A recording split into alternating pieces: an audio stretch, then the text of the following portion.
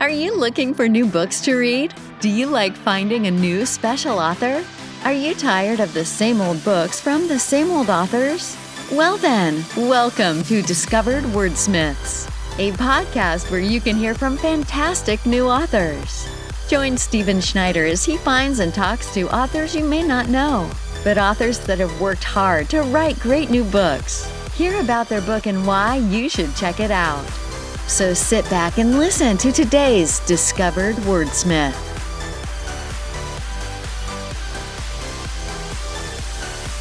So today on Discovered Wordsmith, I have David Bowles. David, good morning. How are you doing today? Good morning to you, Steve.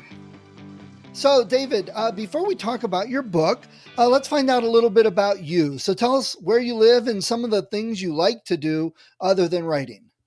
Well, I'm presently living in San Antonio, Texas. Been here for the last 14 months, but for the last 6 years, my dog Becca and I have been traveling around the country in a Class A motor coach, telling stories and writing books. And we're fixing to get on the road again. I just purchased a new RV, and we'll be heading out north to the Rockies here on Wednesday morning. Nice. But I'm originally from Austin. I was born in Austin, fifth generation to be born in Austin. And this is about as far as I ever moved away permanently to San Antonio. And that was back in 1968 for Hemisphere. Okay. All right. So you've been traveling. What are some nice areas you've been to or good sights you've seen? Well, in 2017, we spent the summer in Alaska and Canada. And that's the place for me. And I say my last book, Comanche Trace, they said on there, my editor wanted to know what I wanted to say on the back of the book about where you live. And I said, well, tell them I live in Texas in the wintertime and a summer anywhere but Texas. So Texas is my home, but I don't tend to live here in July and August. I'm going to be gone. Yeah, not the most pleasant place that we could be at that time. It's been really hot, but we love the Rockies. We spend time. I spent 2 summers in Angel Fire, New Mexico, and I did storytelling there at the RV camp and the RV resort, and I sold a lot of books up there by telling stories. Nice, beautiful. All right, so why did you want to start writing these books and what got you into writing?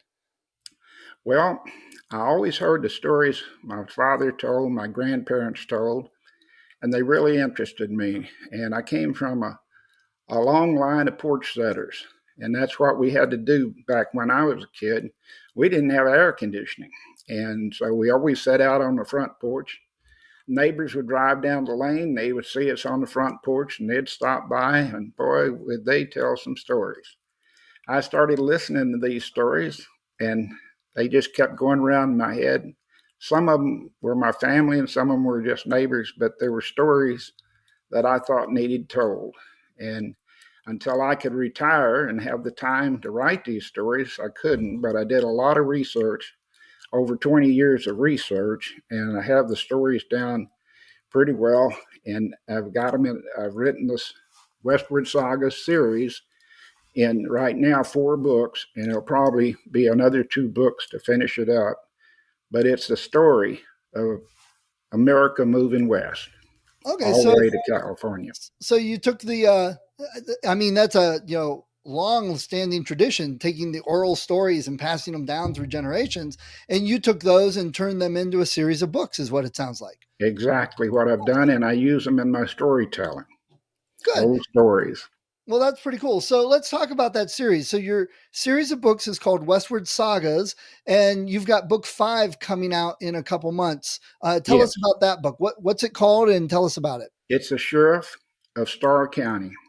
And Starr County's in South Texas on the Mexican border. And prior to 1850, it was in Mexico. And after the war with Mexico, the United States war with Mexico, they decided Texas had always thought that the Rio Grande was a border. And Mexico thought that the Nueces River was a border, which left a little a strip of land about the size of the state of Tennessee that was kind of unclaimed. And after the Treaty of Hidalgo, February the 2nd of 1848, that area became the United States in the treaty. Those people there, all Hispanic, Spanish speaking, were there. And so there was this sheriff at the time was a Texas Ranger named Will Smith, happened to be my great grandmother's uncle. And he was appointed to be the sheriff down there in Starr County when it was organized. And no one spoke English, and he didn't speak Spanish. It's kind of interesting how he was the only lawman in an area as big as the state of Tennessee. And he did a pretty good job of being a sheriff. And so it makes a great story. But there's a lot of love story. He's got a couple of love stories in there. He lost both of his lovers. I shouldn't tell my story away, but it makes a great story. And but this most about him is true. It was a true story about a guy named William Smith, and in the book I call him Will Smith. Nice. And this is book 5. So you've had this saga, you said, going on for several books now, but it's the same family over time. Yes, and different generations. But the first generation was they actually had the home, their farm, 107-acre farm, was the Guilford Courthouse battle, the Battle of Guilford Courthouse during the American Revolution when old General Cornwallis came through. And these old hillbillies up there in the mountains of North Carolina managed to beat him up pretty good. He ended up winning the war, but it's the old story. He won the war, but he won the battle, but he lost the war. And it makes a great book, and it's named Spring House because the women and children were in the spring house on the battlefield during the Battle of Guilford Courthouse. And then later book, Children of the Revolution, is a story about how those children who were on the battlefield the day of that terrible battle, and it was one of the most dramatic battles in the American Revolution. And the movie The Patriot was the general idea that Tom Hanks' movie was based on, was the Battle of Guilford Courthouse. It wasn't very factual, but it was a very good movie. Got it. Okay. So can you think of any other books or an author that writes similar to what your books are like, so people get an idea of what to expect? Well, I'll tell you, yes, my books, and I had somebody tell me this about my books who's read them all. And she told me, she said, you started out writing like Laura Ingalls with Little House on the Prairie. And you ended up like Larry McMurtry and Dead Man Walking. So there's a pretty range there, and I liked all of them. Larry McMurtry does great work, and of course Laura Ingalls, she died so long ago, but her works live on, and people love to read the stories, and the movie series that they made based on her writings. You can still see it today. Yep. They run them still.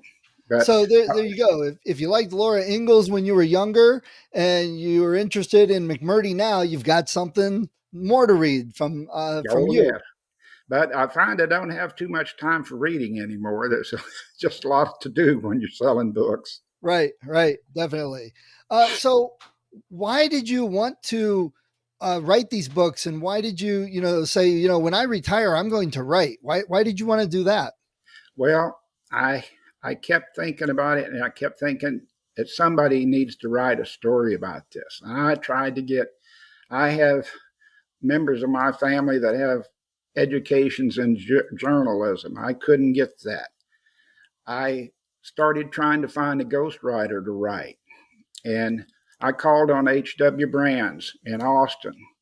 He belonged to the Austin Writers League, which I've been a member of for a long time. And he was at a book signing, and I was able to talk to him and see if he would possibly, if I could give him all the research I had done. And he told me, he said, David, you've done the research, you know the story, and you've got to tell it. And then I came across Cecil Murphy. I don't know if you know him. I think he's probably the most prolific ghost writer in America. And I had the opportunity at a book conference to speak to him, and he told me the same thing. And I said, well, I don't have any experience. I don't have a degree in journalism or anything like that. He said, no, but you know the story and you can find an editor that can help you. And I was fortunate enough to find an editor that could help me. I didn't know doodly squat about writing a book. And I started writing it, and it just came to me, and it came out very well. Spring House came out very well. But in my mind, when I wrote that book, I was thinking about my family, and I overwrote it. If you know what I mean, I want to make so sure they understood how things were back in those days. And I went in and even I wrote almost a chapter about how to make soap, because I had to make soap back in the day. I even went and studied how to make soap. My editor cut that whole thing out and broke my heart. She says, nobody wants to know about how to make soap. So I've learned a lot since my first book. And I think now that the last two especially are more on the style of Larry McMurtry's work. And anybody that likes Larry McMurtry would like my work. Okay, good. That's nice. And this is independently published, correct? Well, I got a publishing house called Plum Creek Press. Okay. I own that trademark, and it's my publishing company. I'm not advertising to do any publishing right now because my hands are full just doing my work. But I own it. It's trademarked and registered, and it's going business. Got it. Okay. But yes, I own the publishing company. And what type of feedback have you been getting from readers? I see that you've got some good reviews. You got 20 some reviews on all your books, and it's 5 stars, it looks like. So yes, looks like I'm very fortunate. I get a lot of letters. People write me letters, and a lady just last week I got one, and it meant so much to me. It sometimes, it gets discouraging on books. You don't sell near as many as you think you will. The expenses are high and that sort of thing. But she wrote me a letter, and it really stimulated me. She just told me, she says, you have a God-given ability to tell a story, and please keep on writing. And I tell you, getting something like that means a lot to a writer. And to get it handwritten, I mean, not an email, handwritten on it from Carl, Oklahoma. If you know where that's at, I don't even know where it's at. So. Well, I know Oklahoma is on the other side of the country from That's you, right. So. Okay. And we talked a bit about this in email. So if you were asked, would you rather see your books turned into movies or a TV show? I think a TV show would be better because everybody could see it. Not everybody is able to go to a movie anymore for one reason or the other. And in the home, they got it, they can record it, and they can have it forever. Nice. Okay. But I'll take whatever I can get. But this would make one heck of a movie for somebody. The series would. So I think you're looking at, if you could, something on ABC or NBC or CBS instead of the streaming services. Yes, I don't know enough about streaming to make a decision on that, but I would like to see somebody take this and make it where everybody could see it. Yeah, agreed. And especially the early book, Spring House, which is so important to America, and that battle.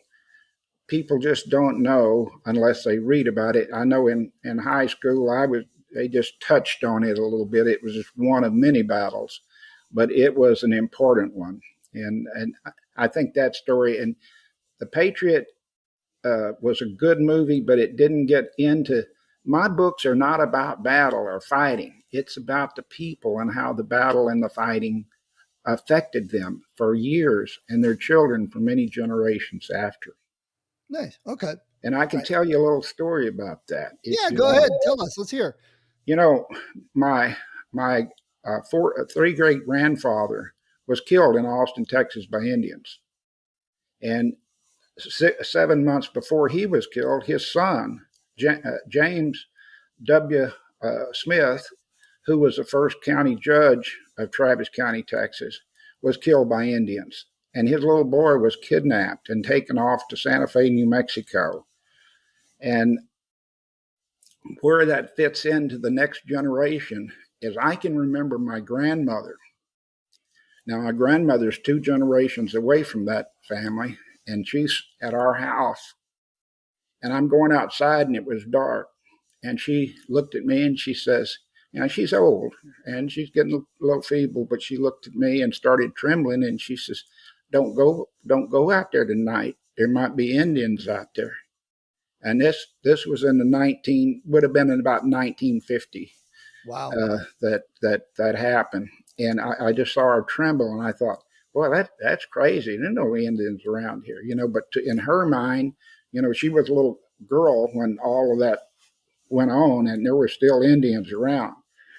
And I have my great grandmother's Bible that she started after the Civil War, and she was the one that was first born in Austin, Texas. Her name was Eleanor Van Cleve. That Bible has a place where an arrowhead penetrated it during an Indian raid in the Wow. 70s. So those things they live on, you know, and they affect families and how they think and everything about everything they do. And it just goes on from generation. It'll pass on from generation to generation. Right. And Yeah, that's it's interesting. interesting, you know, how it affected my grandmother, even though she wasn't there, was two generations before. But she remembers the fear of Indians that she had. Right. So did you say earlier that you now live in Austin, Texas?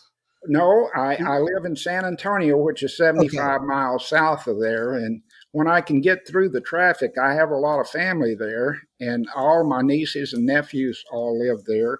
They're into, and I got into the eighth generation born in Austin, Texas. Yeah, I was And gonna say, you said your great great grandfather was killed in Austin. I'm like, yeah, you know, you might want to get away from Austin.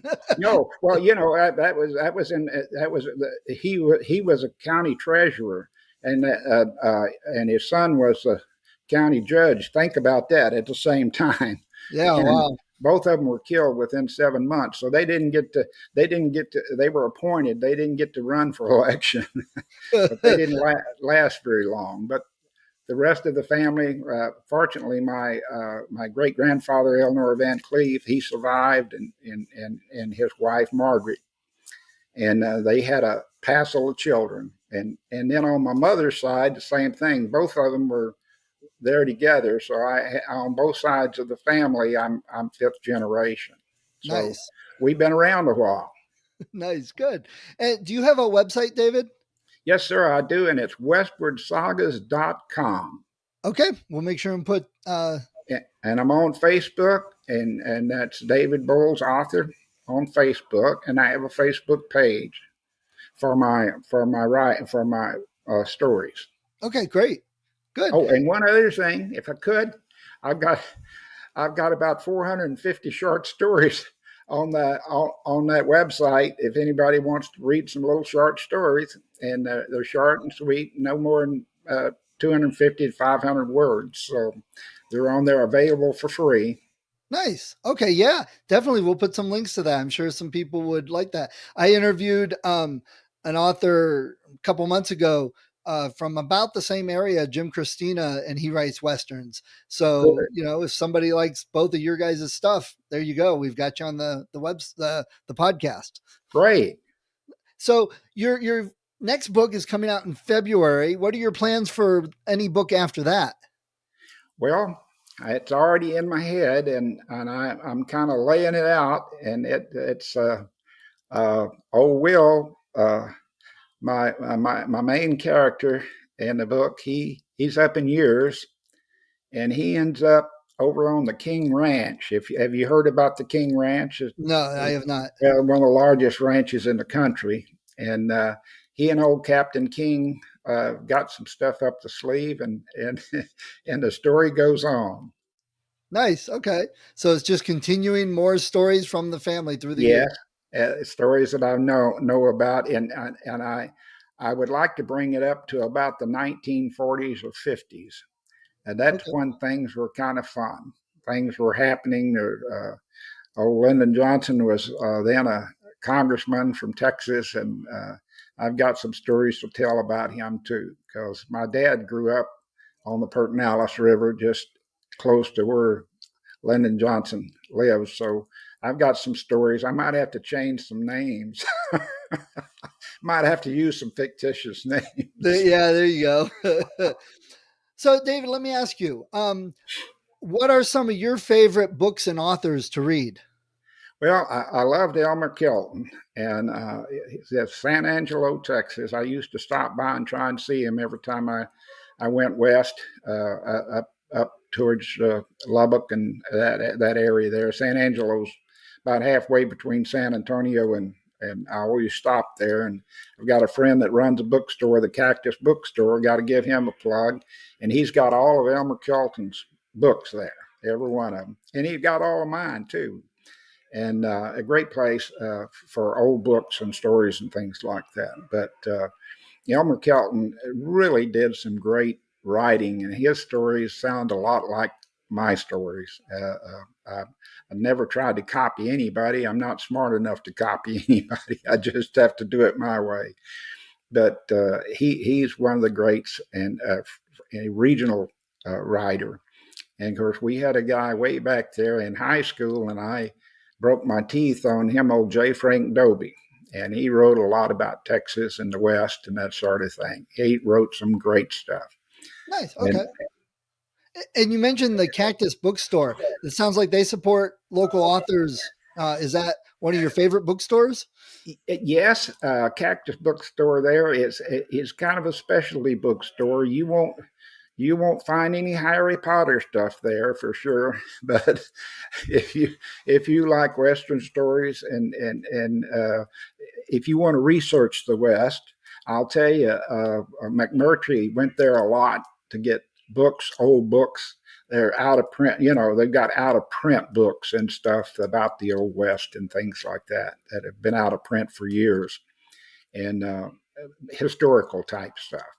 Oh, nice. Okay. I'll make sure and put some links to that also in the Okay. show notes. All right. Well, before we finish talking about your book and move on to author talk, if someone came up to you and said, David, I heard you wrote some Westerns. I like Westerns, but why should I get your book and read it? What would you tell them? Well, if you kind of want to know how this country was founded, it's a good way to get a history lesson. From I had a lady who's now a resident of Houston, Texas, come to see me just recently in the last couple of weeks, and we had lunch together. And she told me, she says, I didn't understand about America and Texas and all these things, and says that once I read your book, it started at the American Revolution, and it took me through all that people had to go through to get here back in the 1840s and 50s when they started coming to Texas and moving west and then opening up California and going on westward. And that's where the Westward Saga is. She says, if anybody reads your book that doesn't know American history, they'll understand it after it's over with because you've laid it out chronologically in the same family and what happened to them. I've had people tell me, your story sounds just like my family's story. And it does because they all came down the same trail.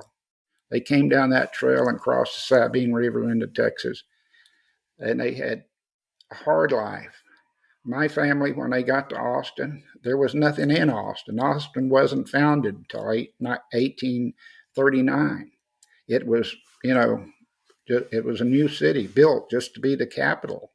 They had to sleep under their wagons. There was no place, they had to, until they could build a little cabin, there was no place to live except under their wagons. So Nice. that's the way it was. Wow. And the women in my family, I want to tell you, they're tough. There's some tough women. You don't want to take any of them on. I'll tell you that. Nice. Okay. Well, great, David. Thank you for sharing your book, talking about your book. I appreciate it. It sounds exciting. If you love westerns, it sounds like a great series to get into. Thank you, Steve. Thank All you right. very much. Appreciate you having me on. Yep. No problems. Hi, if you enjoyed this episode of Discovered Wordsmiths, please support the author. Go to their website, go to Amazon, look them up, get the book. And if you click on the link that I have in the show notes, you'll also help support the podcast so I can keep the hosting and all the software I use and keep it running to help more authors. When I am recording this, we've got over 100 episodes, lots of authors. Go to the website, discoveredwordsmiths.com. Check it out. There's a lot of great authors, probably in some genre that you love. See what they have. Check out their books. That's what the point of the podcast is for. So people can discover new authors, find some new books they love, support the authors so they can continue writing. So please support them. And if you do like the podcast, if you've been thinking of podcasting or you're a writer, I've got some links also at the website. Click on those if you're interested in any of the software or services that I talk about. Everything that I have there is something I use, so I've got an affiliate link. Again, it's a little bit, if everyone clicked on those, if they were going to get it anyway, it helps keep the podcast going. So let's all help each other out and discover more